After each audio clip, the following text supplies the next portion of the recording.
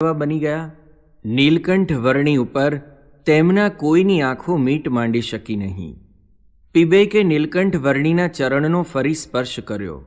નીલકંઠ વર્ણીના આશીર્વાદથી તેના અંતરમાંથી તામસી વૃત્તિઓ બહાર નીકળવા લાગી। તેના પૂર્વ જીવનની તેને સ્મૃતિ થઈ।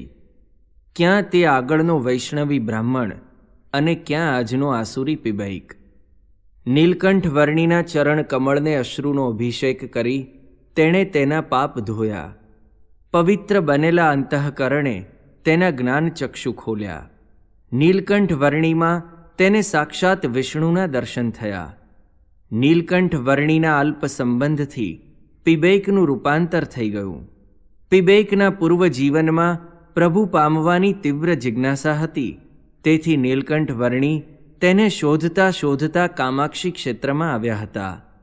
તે સાથે સહેજે સહેજે પણ જેમણે તેમના દર્શન કર્યા, નમસ્કાર કર્યા કે સેવા કરવાનો લહાવો લીધો, તે સૌને નીલકંઠ વર્ણીએ દ્રગ દીક્ષા આપી આશીર્વાદ આપ્યા।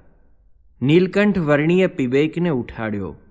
તેને માથે હાથ ફેરવતા કહ્યું, મુંડન કરાવી હવેથી વૈષ્ણવી તિલક કરજો, ભગવદ્ ગીતાનો પાઠ કરજો અને વિષ્ણુનું પૂજન કરજો। અન્યને આપણું સ્વરૂપ બિહામણું લાગે તેવો વેશ ધારણ ન કરવો।